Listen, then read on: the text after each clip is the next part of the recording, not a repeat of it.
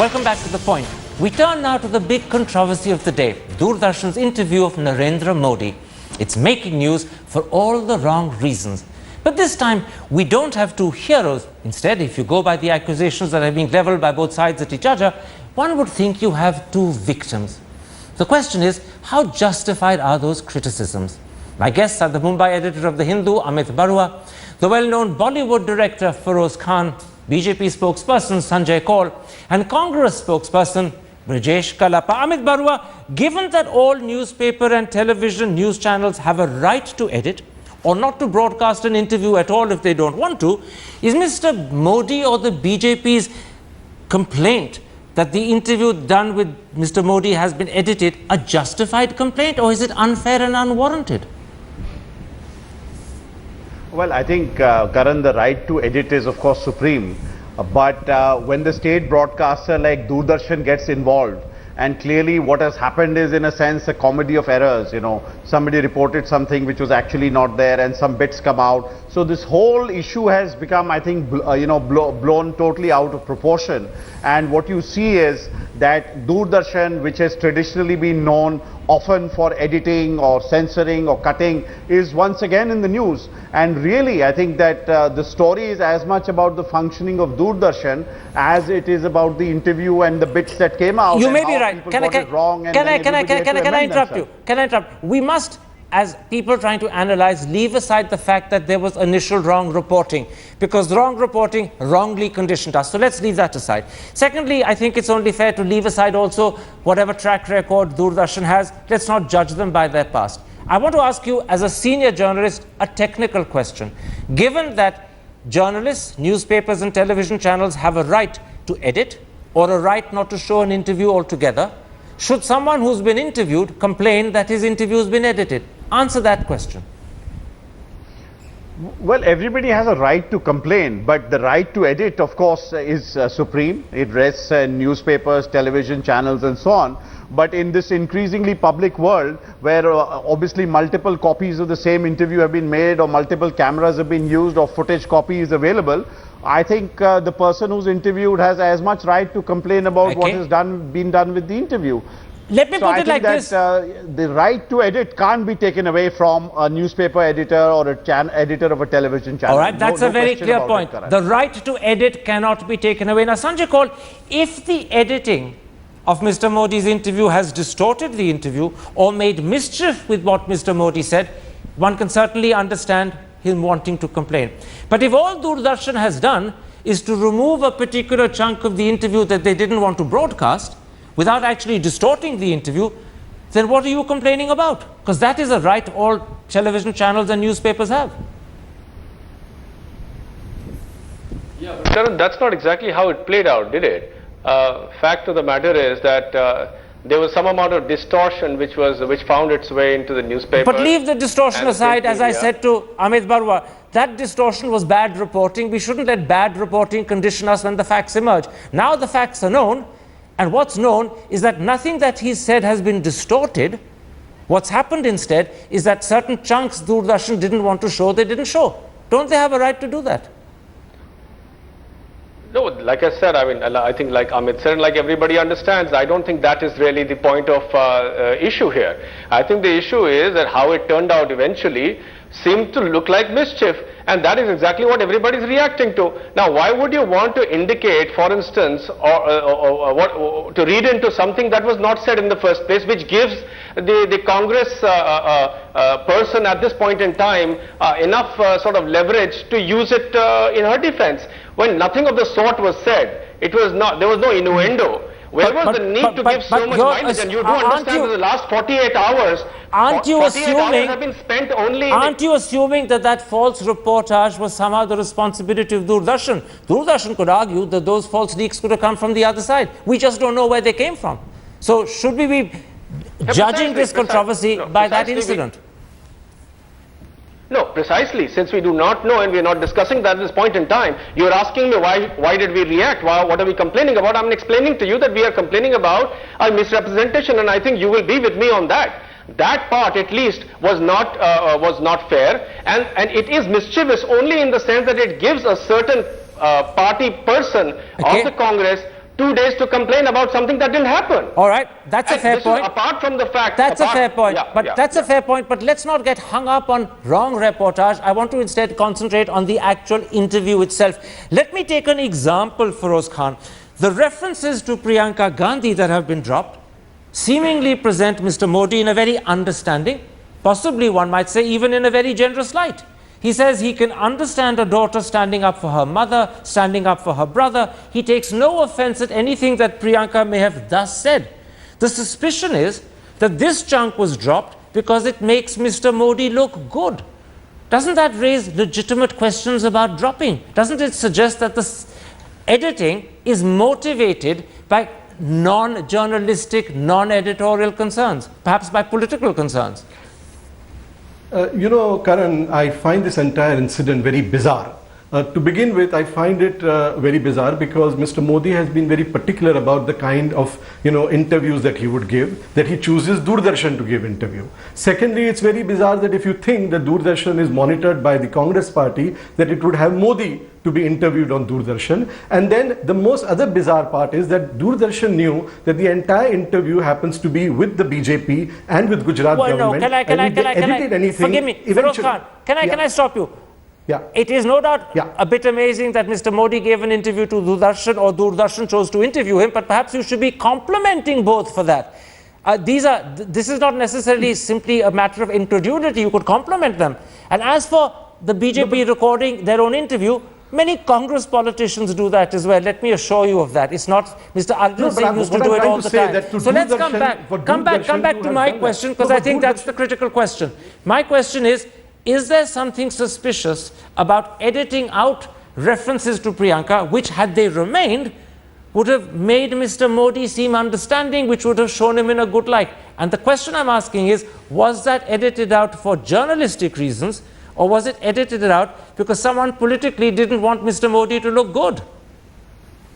I think it's rather very bizarre, because I think what he has said is rather very innocuous, and I think irrelevance has been made into a bit of a hysteria. Because what does he say? He says he's like my daughter, I will not react to whatever she says. And then, having edited that, whether he'll look good there or not, the point is that who is looking bad right now? So anyone who's decided to edit has been looking worse than they would do without editing. So I suppose whoever has done it, it's a very ham-handed job. It's boomeranged on Doordarshan, you're saying, in other words. They may have not wanted Mr. Modi to look good, but in the end, they are the ones who look bad. Exactly, because it's just boomerang. It's such an irrelevant issue in any case to the country, what he says about Priyanka Gandhi, whether she's like... I'm not sure whether it's irrelevant. Let me stop you there. I'm not sure whether it's irrelevant. Maybe many people would actually find it particularly interesting. But let me put this to you, Mr. Brajesh Kalappa. The point is, everyone knows that Doordarshan is controlled by the government of the day. At that moment, it means it's controlled by UPA and Congress. And therefore, when editing happens, it will always be assumed that it's happened at the behest of the government. And the suspicion is that Congress didn't want Mr. Modi to look good, particularly when he sounds understanding of Priyanka, and therefore they said, cut it out. That's why people are offended.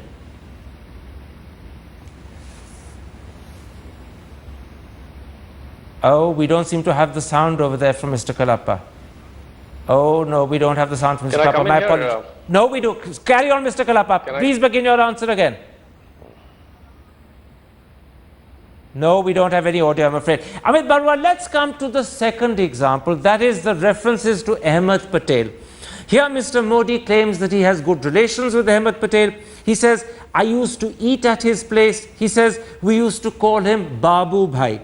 All of which suggests a friendship and a closeness that Mr. Patel himself has denied to ANI. He says to ANI that they've only had lunch once, that too way back in the 1980s, and since Mr. Modi became Chief Minister 13 years ago, he hasn't even had a cup of tea with him. In this instance, is the editing of those comments about Ahmed Patel more justified?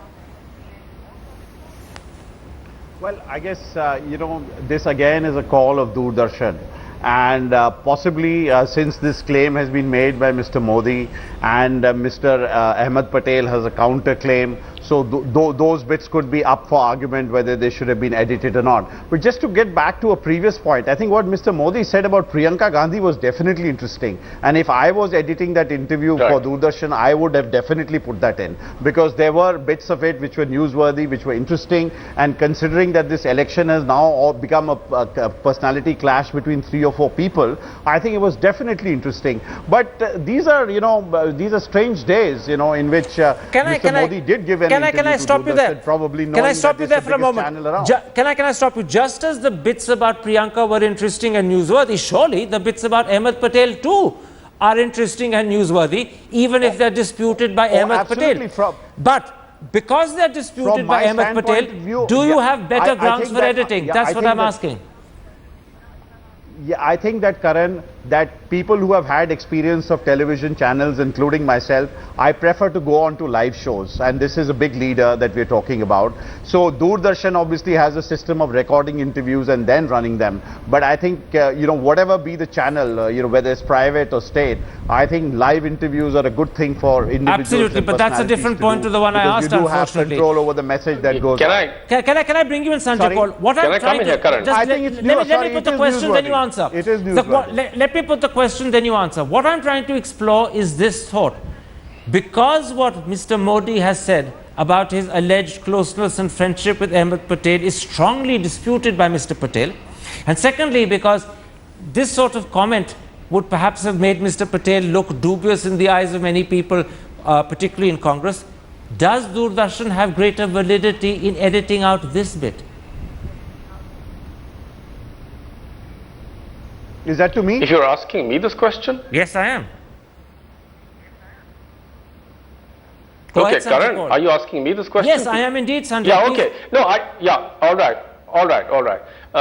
No, absolutely, you're right, because, it brings into question a couple of issues. One is, of course, the judgment of the person editing, and I think some people on the panel have already admitted that this would have been a very interesting aspect of the interview, and it would be very poor judgment on behalf of the editor to remove these parts. But be that as it may, and since we have no control over that, it does put into question the liabilities of Doordarshan as far as the ruling party is concerned. And so the other thing that is very clear to us is that this is not an independent broadcaster, and that it is serving its masters. But more importantly, the fact that you are repeatedly bringing up the issue that Mr. Modi could have looked good and that scared some people is something that should be looked at. For instance, if Mr. Modi is going to say something as dramatic as what he did about Ms. Vadra, in view of the, let's say, in view of the polarized atmosphere that we are all talking about, it should certainly have made a lot of sense to a lot of people.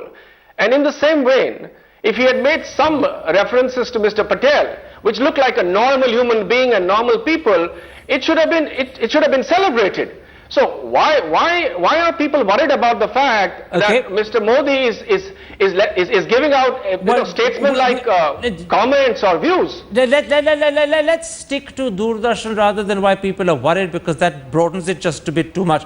Let me put this to you, Feroz Khan, and I'm saying this with specific reference to the bits about Ahmed Patel that were edited out. At the end of the day, it's Ahmed Patel's word against Narendra Modi's word about the nature of their friendship and how close they were or how close they were not. There's no libel or defamation if you claim friendship with someone when in fact that friendship doesn't exist. And if it had gone on air, all Mr. Patel would have had to do was to simply deny it. What was the need for Doordarshan to seemingly step in and perhaps protect Mr. Patel from a claim that someone was friendly with him? But that has been the pattern with Doordarshan. It has always been overreacting in its own way to what will be the sensitivity of the political party. And in this particular case, I would say, again, repeat, that both the issues that we're really talking about, particularly Mr. Ahmed Patel and all, they do have political implication in terms of the credibility of Mr. Patel, whether Mr. Patel was, a friend of Mr. Modi behind the Congress, and whether that's been exposed or what's this all about. So that is one aspect of it. However, the way they have done it, and knowing that the that BJP has the tapes, then it would have come out in any case. So that's why I find this all extremely bizarre, that how would the Doordarshan would do something like this and believe that it could get away with it in today's Well, time. actually, what you're suggesting is Doordarshan A didn't know that there was a tape that Mr. Modi had, which they should have, because that tape was being made while they were making their own interview, so they should have seen it. And secondly, the other thing you're suggesting is that there's a level of incompetence in the way Doordarshan behaves, and that is a point that perhaps many would accept. But that is what you're saying, isn't it? I'm asking you for confirmation. Yeah, because Doordarshan has a trauma. Let's say Doordarshan has operated during the emergency. It has a trauma of how it needs to service the government in power. Okay. That's the way they have been always doing. So in that case, they realize that these two things might give Mr. Modi perhaps a political advantage in terms of, whatever he says. They decided to do it on their own. I don't think so anyone in the senses would do something like this at a time when we know that everything is all open. Well, I'm afraid someone has done it at a time when things are open. So, in fact, your incredulity is unfortunately betrayed by the fact that Doordarshan has actually done what you think is incredible. Amit Barua, let's come to Doordarshan's statement or explanation as officially released by them. They say there was no deliberate editing or omission of any portion of the interview. But I put it to you, editing is always deliberate. It's a conscious decision. Editing doesn't happen on its own. So what does Doordarshan mean when they say there's no deliberate editing? It was clearly deliberate. No, editing is always deliberate. And Karan, I just want to say that, in fact, those excise portions have probably received more attention now than they would have been had it been played out in the normal course of an interview. That's a different point. Come back to Doordarshan's explanation. Does Doordarshan's explanation make sense when they say there's nothing deliberate about the editing, or is it just gobbledygook? Well, I did say, Karan, that all editing is deliberate.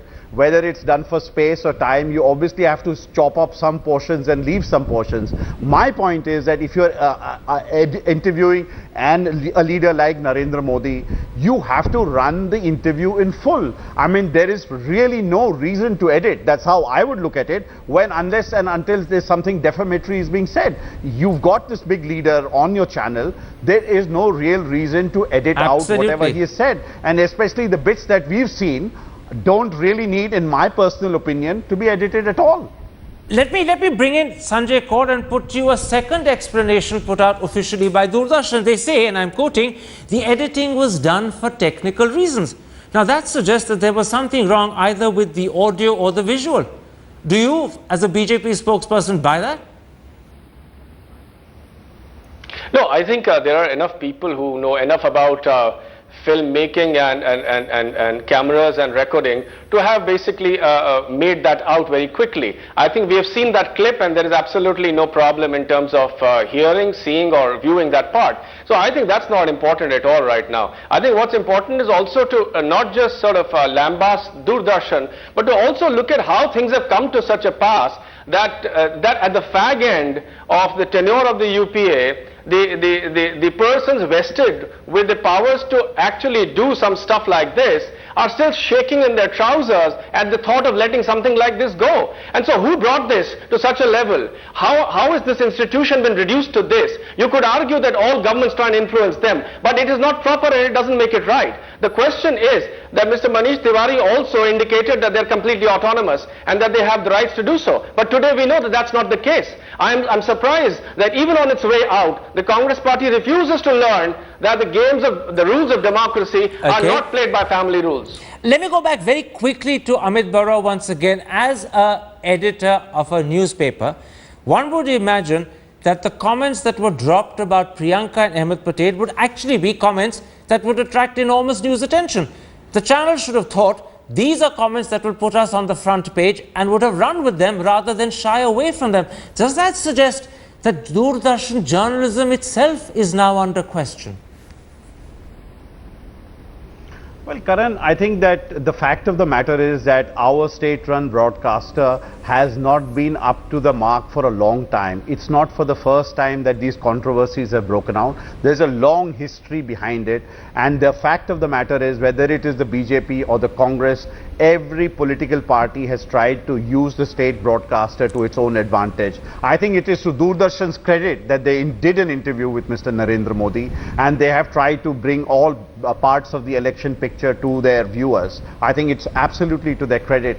But the way they are structured, the way they are run, the fact of the matter is they still report to the Ministry of Information and Broadcasting, all these years later after independence. The fact that we don't have an independent broadcaster, an independent public broadcaster is brought out time and again. Okay. And I think that if this debate leads in one direction, is that BJP, by the way, has promised in its manifesto to make Doordarshan accountable to Parliament. So if that is the case, one can only hope and pray that whenever the new government comes, whichever it is, they do take some steps to ensure that there's professionalization of Doordarshan and we ensure that such technical...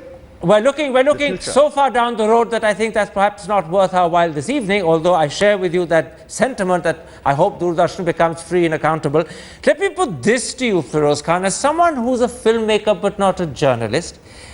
How do you respond to the comment made this evening by Ashok Srivastav, the person who actually did that interview with Narendra Modi? He said that in fact it should not have been edited. He said that the bits about Ahmed Patel, Priyanka Gandhi and even General Musharraf which have been dropped were important and newsworthy.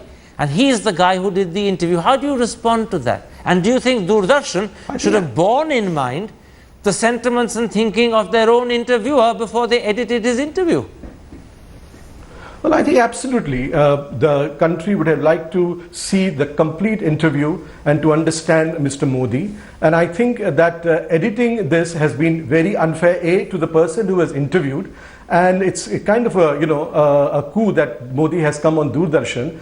And apart from that, to sort of, selectively cut those things and then say it's about technical reason and all, I completely disagree with this entire business of editing anything out as long as Mr. Modi's interview is concerned, particularly at a time where he is under focus, particularly at a time that the country wants to know his mind, and to edit this is actually really taking away from the substance of Mr. Modi. Sanjay Kaul, many would say, and that was the point in a sense made by Amit Barua a moment ago, that the key lesson is that the time has come to make Doordarshan and Prasar Bharati completely and totally autonomous, literally like the BBC.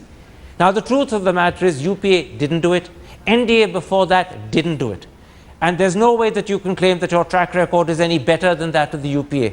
But if you are poised, as many believe, that you're returning to power, can you give some assurance as a party spokesman that you will actually give Doordarshan and Prasar Bharati complete and total autonomy, and they will be able to live up to the hope Indians have of being a genuine national public broadcaster that is free? Yeah, I mean, let's put it like this, Karan. The last 10 years have seen an incredible boom in television, and standards have gone up tremendously. Professionalism has come in at all levels within the business. Competition is rife. Now, it's very clear to anybody that if you really want a good broadcaster, a sensible broadcaster, somebody you can trust, you can't possibly feed them off the state and have them serve you. Now, that should be clear to everybody. Part of the, let me assure you like this, that if the BJP or the next government that comes into power does not put all the stuff that you're talking about in terms of autonomy, in terms of independence, in terms of journalistic ethics, in terms of professionalism into place at Doordarshan, it will not be something that anybody looks to. And in fact, the fear is that the UPA has reduced it. Sanjay Kaul, I have only one quick question.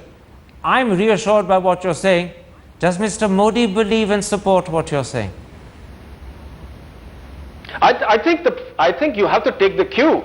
Mr. Modi's interviews have been, whenever they have been done, you could argue that they have been done selectively, but whenever they have been done absolutely forthright. And the fact of the matter is, Mr. Modi has been the recipient, just let me finish quickly, has been the recipient of extreme media attention and not always favorable. For a man to recover from that and to argue for a free and independent broadcaster is something worth talking about. All right, let's hope, in fact, Mr. Modi lives up to your words and proves you to be correct and proves your doubters wrong, because clearly an independent, autonomous Doordarshan is something India not only needs but richly deserves. I'm sorry we lost Mr. Barlappa and we haven't been able to get that line back. My apologies for that. My thanks to my other three guests for joining me. That's it for tonight. See you on Monday. Goodbye. Good night.